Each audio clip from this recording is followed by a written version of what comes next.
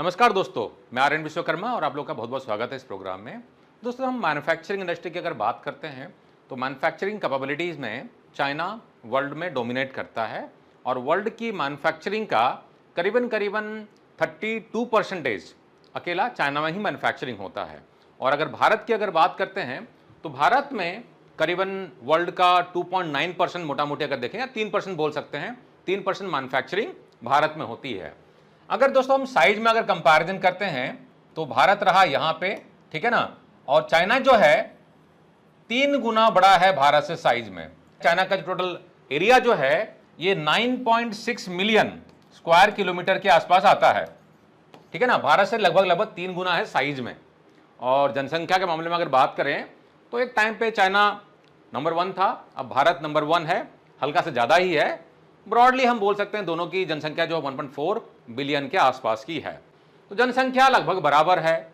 लेकिन China size में यानी कि एरिया में लगभग 3 गुना बड़ा है भारत के, और मैन्युफैक्चरिंग कैपेबिलिटी में 10 गुना बड़ा है भारत से।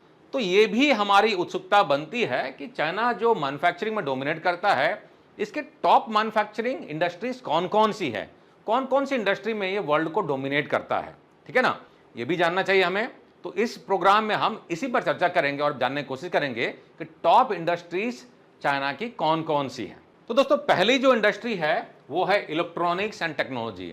तो इलेक्ट्रॉनिक्स और टेक्नोलॉजी आज के टाइम में सबको इन्फ्लुएंस करता है। शायद ही ऐसा कोई इंसान होगा जो कि स्मार्टफोन इस्तेमाल ना करता हो।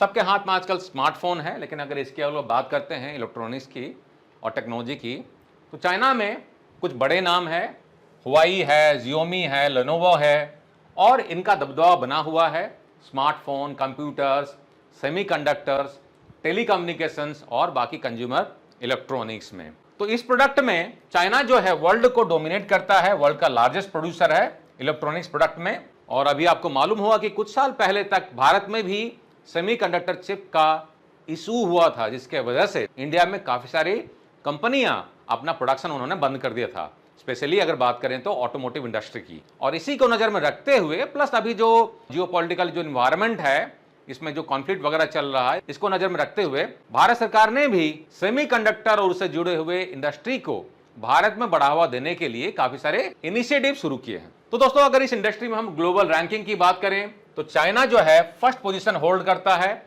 सेकंड पोजीशन में आता है साउथ कोरिया और थर्ड पोजीशन में आता है यूएसए। तो टॉप 3 में भारत कहीं पर भी नहीं आता है अगर इलेक्ट्रॉनिक्स और टेक्नोलॉजी की बात करें तो। दूसरा जो इंडस्ट्री है दोस्तों, काफी बड़ा इंडस्ट्री है, मशीनरी एंड इक्विपमेंट मैन्युफैक्चरिंग। तो दोस्तों, मशीनरी का इस्तेमाल इंडस्ट्री में मैन्युफैक्चरिंग करने के लिए होता है, और बाकी जो बड़े बड़े इक्विपमेंट होते हैं जैसे कि माइनिंग हो गया है, या अर्थ मूविंग इक्विपमेंट होते हैं, रोड या इंफ्रास्ट्रक्चर को बिल्डिंग करने के लिए जरूरत पड़ते हैं, ठीक है ना। तो अगर आपकी ये इंडस्ट्री अगर स्ट्रांग होगी तो ये फर्दर आपके दूसरे इंडस्ट्री को सपोर्ट करती है। तो इसमें अगर चाइना की अगर बात करें तो कुछ बड़े नाम हैं, सानी, एक्ससीएमजी, ज़ूमलियन। और इस इंडस्ट्री में हेवी मशीनरी, बाकी इंडस्ट्रियल इक्विपमेंट्स, कंस्ट्रक्शन मशीन्स और माइनिंग इक्विपमेंट्स आते हैं। तो इनका दबदबा बना हुआ है इस इंडस्ट्री में भी। अगर ग्लोबल पोजीशन की अगर बात करें दोस्तों तो फर्स्ट जर्मनी आता है, क्योंकि जर्मन कंपनियां इक्विपमेंट मैन्युफैक्चरिंग, मशीन मैन्युफैक्चरिंग में लीड करती है, और इनकी कंपनियां और इनके प्रोडक्ट अभी भी चाइना से कंपैरेटिवली काफ़ी बेटर माने जाते हैं। लेकिन चाइना का एज ये बनता है कि उसका वॉल्यूम काफ़ी हाई रहता है। कॉस्ट कंपैरेटिवली अगर देखें तो जर्मनी से काफ़ी कम रहता है चाइना का। तो कॉस्ट में कमी, fast production, volume high, easily available हो जाता है, इसलिए काफ़ी सारे मार्केट में चाइनीज मशीनरी को प्रेफर किया जाता है। लेकिन जर्मनी अभी भी इसमें नंबर 1 पे बना हुआ, और यूएस जो है यहां पर थर्ड पोजीशन होल्ड करता है। चाइना की अगर मशीनरी इंडस्ट्री की बात करें तो हाईली डेवलप्ड है, और ये अपने domestic demand plus export market के लिए भी काम करती है। तो डोमेस्टिक में जो उनका इंफ्रास्ट्रक्चर जो ग्रोथ होता है उसके लिए खुद की मशीनें घर पर अवेलेबल हैं, प्लस ग्लोबली एक्सपोर्ट भी करते हैं। थर्ड इंडस्ट्री दोस्तों काफी इंपॉर्टेंट इंडस्ट्री है, ऑटोमोटिव इंडस्ट्री। तो ऑटोमोटिव इंडस्ट्री में अगर दोस्तों अगर बात करते हैं तो कार्स हो गए, इलेक्ट्रिकल व्हीकल्स हो गए, ट्रक हो गए, बाकी ऑटो पार्ट से रिलेवेंट मैन्युफैक्चरिंग इंडस्ट्री की अगर बात करते हैं तो इसमें कुछ बड़े नाम हो गए। BYD फुल फॉर्म क्या है, कमेंट में लिख के बताइए। जीली, सेक और नियो। खैर आपको बता दूं, BYD जो है, बिल्ड योर ड्रीम्स, काफी बड़ा नाम है और आज के टाइम में ये टेस्ला को भी टक्कर दे रहा है और इसके इन्वेस्टर में एक बड़ा नाम वॉरेन बफेट का भी है। तो दोस्तों फिलहाल में चाइना जो है वर्ल्ड मार्केट में ऑटोमोटिव मैन्युफैक्चरिंग में, कार मैन्युफैक्चरिंग में डोमिनेट करता है। हालांकि उनका खुद का डोमेस्टिक डिमांड भी है, लेकिन वो एक्सपोर्ट भी काफी करते हैं। इसमें अगर ईवी सेगमेंट में अगर बात करें दोस्तों, तो BYD जो है काफी जबरदस्त टक्कर दे रहा है टेस्ला को। साथ ही साथ नियो कंपनी जो है ये भी काफी ग्रो कर रही है। अगर ग्लोबल पोजीशन की बात करें दोस्तों, तो चाइना नंबर 1 पे है यहां पे ऑटोमोटिव मार्केट में, USA नंबर 2 पे है और जापान 3rd पोजीशन पे यहां पर आता है। ठीक है ना, यहां पर इंडिया बहुत पीछे में है और अभी हाल ही में देखा गया है कि टॉप 10 ऑटोमोबाइल जो कंपनियां हैं उसमें 10th पोजीशन पे टाटा मोटर्स की रिसेंटली एंट्री हुई है। लेकिन उसको अगर टेस्ला से या BYD से कंपैरिजन करें तो अभी बहुत पीछे है। 4th इंडस्ट्री हमारा दोस्तों है स्टील और मेटलर्जी। ये भी काफी इंपॉर्टेंट इंडस्ट्री है। इसमें आ जाता है स्टील, आयरन, एल्यूमिनियम, कॉपर, बाकी रेयर अर्थ के मेटल्स। कुछ अगर बड़े नाम ले लें चाइना के, तो चाइना बहु स्टील्स, एन स्टील्स और चाल्को ग्रुप है। और यहां पर अगर ग्लोबल पोजीशन की अगर बात करें तो चाइना नंबर 1 है यहां पे, इंडिया नंबर 2 पे है। इंडिया के अगर कंपनी की अगर बात करें तो टॉप 3 कंपनियां स्टील और मेटलर्जी में आ जाएंगी। टाटा स्टील है, JSW है, इसके अलावा steel authority of India limited है। तो इंडिया भी अच्छा पोजीशन यहां पर होल्ड करता है अगर बात करते हैं स्टील की। तो चाइना दोस्तों यहां पर वर्ल्ड का 50%, इनफैक्ट 50% से ज्यादा स्टील अकेला प्रोड्यूस करता है। और साथ ही साथ स्टील के अलावा एल्यूमिनियम हो गया, रेयर अर्थ मेटल हो गया, इनके प्रोडक्शन जो कि इलेक्ट्रॉनिक्स इंडस्ट्री और ऑटोमोटिव इंडस्ट्री के लिए काफी इंपॉर्टेंट होते हैं। जैसे कि ऑटोमोटिव इंडस्ट्री की अगर बात करते हैं तो ऑटोमोटिव इंडस्ट्री में अगर आप देखेंगे तो बाहर से नजर आने वाले सारे जो पार्ट होते हैं सीट मेटल के पार्ट्स होते हैं और उनके लिए सीट्स जो होते हैं ये काफी इंपॉर्टेंट इनपुट होते हैं। इसके अलावा जो बिलेट्स होते हैं, यानी कि आप चाहे फोर्जिंग कर रहे हो, चाहे आप कास्टिंग कर रहे हो, चाहे शीट मेटल के स्टाम्पिंग कर रहे हो, अगर ऑटोमोटिव की बात करते हैं तो स्टील एक इंपॉर्टेंट इनपुट के रूप में काम करता है। ठीक है ना, तो यहां पर भी चाइना डोमिनेट करता है। 5th इंडस्ट्री है दोस्तों टेक्सटाइल और अपैरल। तो यहां पर अगर बात करें तो कौन कौन से प्रोडक्ट हो जाते हैं, क्लॉथिंग हो गए, फैब्रिक्स हो गए, फुटवेयर हो गए और सिंथेटिक फाइबर्स हो गए। तो यहां पर अगर चाइना की कुछ बड़े नाम की अगर बात करें तो सेंजू इंटरनेशनल, एंटा स्पोर्ट्स और लीनिंग आ गए। ठीक है ना, और यहां पर अगर हम लोग बात करते हैं चाइना का पोजीशन की, तो वर्ल्ड में यहां पर डोमिनेट करता है, नंबर 1 पे है और इंडिया यहां पे नंबर 2 पोजीशन पे आता है। 3rd में आता है बांग्लादेश। हालांकि बांग्लादेश में अभी जो पॉलिटिकल टर्मोइल चल रहा है, जैसा लग रहा है कि यहां से 3rd पोजीशन पे जल्दी ही ये निकल जाएगा, क्योंकि काफी सारे इंडस्ट्री वहां से मूव कर रही है। ठीक है ना, और दूसरे कंट्रीज को एक्सप्लोर कर रही है। काफी बड़ा इन्वेस्टमेंट जो इंडिया का बांग्लादेश में था वो भी लगता है मुझे कुछ इंपैक्टेड होने वाला है। आपका क्या कहना है इसके बारे में, कमेंट में लिख के हमें बताइए कि क्या बांग्लादेश आने वाले दिनों में 3rd पोजीशन पे यहां पर रहने वाला है या पोजीशन में कुछ बदलाव आपको नजर आता है। और अगर बांग्लादेश से इंडस्ट्रीज मूव करेंगी तो कहां जाएंगी, इसके बारे में भी आपका क्या इनपुट है। तो दोस्तों चाइना की अगर बात करें तो ग्लोबल लीडर है इसमें टेक्सटाइल्स में और गारमेंट्स में, जिससे कि वो यूरोपियन कंट्रीज को, US को एक्सपोर्ट करता है, साथ ही साथ एशिया में भी काफी सप्लाई करता है। और इसका रीजन है कि उनका काफी अच्छा इंटीग्रेटेड नेटवर्क है, उनको जो रॉ मटेरियल चाहिए लोकली अवेलेबल होता है, सप्लाई चेन काफी स्ट्रांग है। नेक्स्ट जो इंडस्ट्री है दोस्तों ये है फार्मास्यूटिकल्स और बायोटेक्नोलॉजी। और यहां पर जो की प्रोडक्ट की अगर बात करते हैं तो आगे दवाइयां हो गई, है ना, वैक्सीन हो गए, मेडिकल डिवाइसेस हो गए और बाकी जो बायोटेक्नोलॉजी के प्रोडक्ट्स हो जाएंगे। अगर चाइना कंपनी के कुछ बड़े नाम अगर लेते हैं, Sinopharm, China national pharmaceutical group और फोसुन फार्मा। अगर इंडिया की बात करें तो इंडिया भी यहां पर अच्छा पोजीशन मेंटेन करता है। इसमें अगर देखें तो USA नंबर 1 पे आता है, चाइना नंबर 2 पे आता है और इंडिया नंबर 3 पे आता है। तो चाइना से हालांकि पीछे है, लेकिन ग्लोबल मार्केट में अगर बात करें तो कुछ प्रोडक्ट्स में इंडिया का भी दबदबा बना हुआ है। अगर इंडियन कंपनी की अगर बात करें दोस्तों तो सन फार्मास्यूटिकल्स, सिप्ला हो गया, डॉक्टर रेड्डीज लैबोरेटरी हो गया, ये 3 बड़े नाम हो जाएंगे इंडियन जायंट्स की फार्मास्यूटिकल इंडस्ट्री में। तो USA नंबर 1, चाइना नंबर 2 और इंडिया नंबर 3 पे यहां पर आता है। तो दोस्तों चाइना की अगर बात करते हैं तो पैंडेमिक के बाद में काफी सफर हुआ था वहां की इंडस्ट्री, और उसके बाद में काफी बड़ा बदलाव देखा जा रहा है और काफी ग्रोथ देखा जा रहा है चाइनीज इंडस्ट्री में, जिसमें से कि जेनरिक ड्रग में काफी फोकस है, इसके अलावा वैक्सीन में काफी फोकस उन्होंने बढ़ाया हुआ है। हालांकि इंडिया में भी काफी पॉजिटिव ट्रेंड इसमें नजर आता है। नेक्स्ट इंडस्ट्री है दोस्तों रिन्यूएबल एनर्जी और सोलर पावर। तो इसमें प्रोडक्ट जो हो जाएंगे, सोलर पैनल हो जाएगा, विंड टर्बाइंस, बैटरीज और इलेक्ट्रिक एनर्जी स्टोरिंग डिवाइसेस। इसमें अगर चाइना के कुछ बड़े नाम अगर ले लेते हैं, CATL हो गया, जिंको सोलर हो गया, ट्रिना सोलर हो गया और गोल्ड विंड। तो दोस्तों आज की तारीख में चाइना जो है वर्ल्ड का लार्जेस्ट प्रोड्यूसर है सोलर पैनल्स में।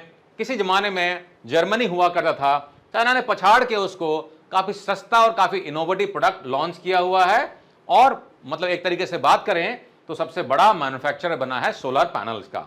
इसके अलावा विंड टर्बाइंस और बाकी एनर्जी स्टोरिंग टेक्नोलॉजी जो है, ये भी चाइना का खास इंडस्ट्री देखा गया है। तो अगर पोजीशन की अगर बात करते दोस्तों, चाइना जो है यहां पर लीड करता है रिन्यूएबल एनर्जी में। USA नंबर 2 पे है, जर्मनी नंबर 3 पे है, और टॉप 3 में इंडिया यहां पर कहीं पर नहीं आता है।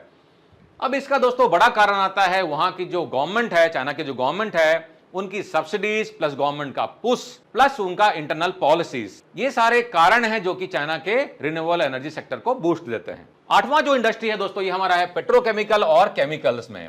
तो इसमें आ गए plastics, fertilisers, chemical fibres, synthetic rubber और पेट्रोकेमिकल प्रोडक्ट्स। तो यहां पर अगर बात करें तो चाइना जो है यहां पर नंबर 2 पोजीशन पे आता है, USA यहां पर डोमिनेट करता है, और थर्ड में आता है सऊदी अरबिया। सऊदी अरबिया की अगर बात करें दोस्तों तो इसमें दो बड़े नाम आते हैं, एक हो गया साबिक, दूसरा हो गया सऊदी अरामको, ठीक है ना। लेकिन अगर प्रोडक्ट्स की अगर बात करते हैं तो प्रोडक्ट्स में चाइना जो है सऊदी अरबिया को बीट करता है। काफी सारे इनोवेटिव प्रोडक्ट्स, अलग अलग प्रोडक्ट्स जो कि ग्लोबल मार्केट को वो सेल करता है। अगर यूएस की बात करें दोस्तों तो यूएस में काफी बड़े रिफाइनरीज हैं और केमिकल प्लांट्स हैं। स्पेशली अगर बात करें लुसियाना और टेक्साइस में जो प्रेजेंस है, वो काफी बड़ा बूस्ट देते हैं यूएसए को पेट्रोकेमिकल इंडस्ट्री में डोमिनेट करने के लिए, और चाइना को सेकंड पोजीशन पर ढकेलते हैं, ठीक है ना। चाइना की अगर बात करें तो चाइना का पेट्रोकेमिकल इंडस्ट्री जो है काफी बड़ा पिलर है उनके जीडीपी में, और वजह है उनका लोकल अपना इंटरनल डिमांड प्लस उनका एक्सपोर्ट। नेक्स्ट जो इंडस्ट्री है दोस्तों, नाइन्थ इंडस्ट्री हमारा ले लेते हैं हम इसको शिप बिल्डिंग, और शिप बिल्डिंग में commercial ship, container vessels, tankers और नावल शिप्स आ जाते हैं।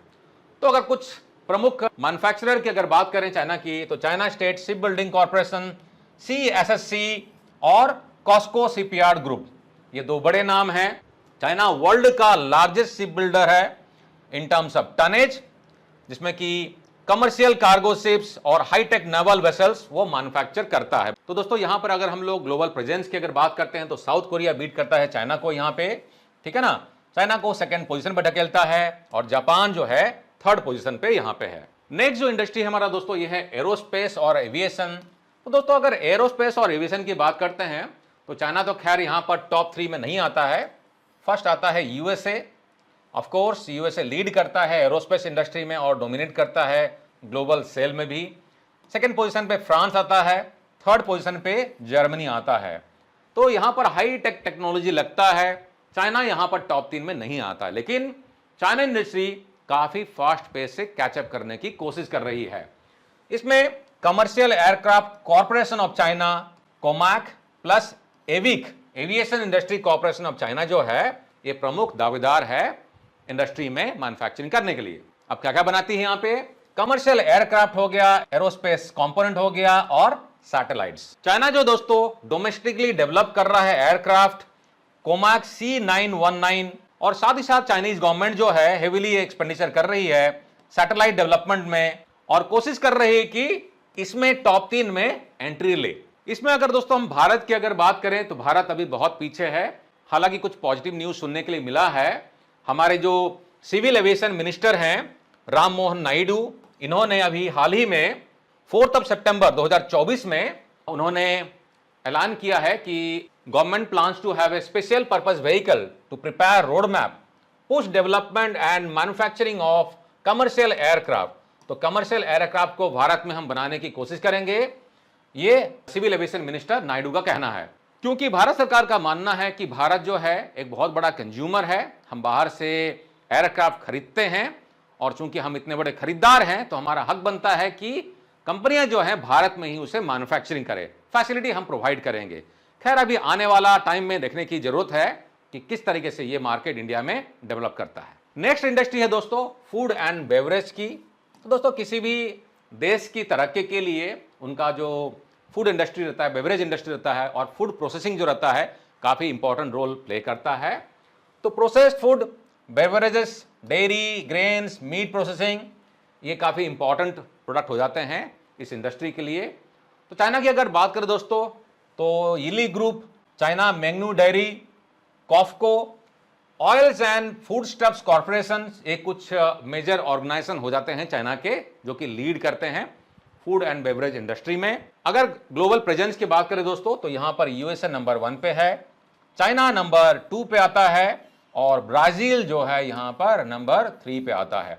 तो नए कंट्री की एंट्री है, ब्राजील पहली बार है ना, लेकिन चाइना नंबर 2 पे है। अब चाइना की इतनी बड़ी जनसंख्या है 1.4 बिलियन की, हालांकि भारत की भी उतनी ही जनसंख्या है, लेकिन भारत में इंडस्ट्री अभी बहुत पिछड़ रहा है। चाइना जो है सिर्फ अपना इंटरनल कंजम्पशन ही नहीं, साथ ही साथ एक्सपोर्ट में भी काफी बिलीव करता है और काफी सारे कंट्रीज को, स्पेशली अगर देखें तो गल्फ कंट्रीज को, यूरोप में और यूएस में एक्सपोर्ट करता है। और एक्सपोर्ट की अगर बात करें तो मेनली जो प्रोडक्ट्स आते हैं वो आते हैं प्रोसेस्ड फूड्स, डेयरी और एग्रीकल्चरल प्रोडक्ट्स। और दोस्तों हम फाइनली बात करते हैं फर्नीचर और होम अप्लायंसेस की। तो होम अप्लायंसेस की बात करें तो दोस्तों एक बड़ा नाम निकल के आता है हायर, मीडिया, ग्री, रेड स्टार, मकालाइन, ये कुछ बड़े नाम हैं चाइना के, ठीक है ना। और इसमें प्रोडक्ट आ जाएंगे furniture, kitchen appliances, air conditioner, refrigerators वगैरह वगैरह। तो इसमें अगर बात करें ग्लोबल पोजीशन की तो चाइना यहां पर नंबर 1 पोजीशन पे आता है, यूएसए नंबर 2 पे है और इटली नंबर 3 पे है। इटली का प्रेजेंस जो है फर्नीचर में ज्यादा है, होम अप्लायंसेस में कम है। तो दोस्तों चाइना की अगर बात करें तो ग्लोबल लीडर है फर्नीचर और होम अप्लायंसेस में, इनके मैन्युफैक्चरिंग करने में।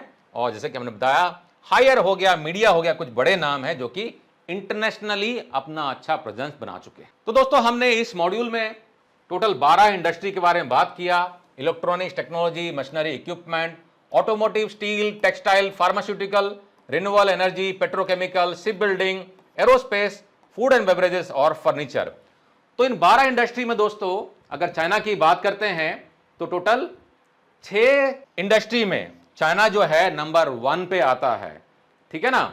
और 5 इंडस्ट्री में चाइना नंबर 2 पे है, तो 6, 5, 11 हो गया। और एक ही इंडस्ट्री में टॉप 3 में नहीं आता है। कौन सी इंडस्ट्री हो गई? वो हो गया एरोस्पेस। तो एरोस्पेस में चाइना टॉप 3 में नहीं आता है। टॉप 3 में यूएसए, फ्रांस और जर्मनी है, जबकि 6 इंडस्ट्री में चाइना जो है टॉप पोजीशन पे है और 5 इंडस्ट्री में जो चाइना जो है ये सेकंड पोजीशन पे आता है। अगर इंडिया की बात करें दोस्तों तो इंडिया 2 इंडस्ट्री में टॉप 2 में आता है और एक इंडस्ट्री में टॉप 3 में आता है। कौन सी इंडस्ट्री है?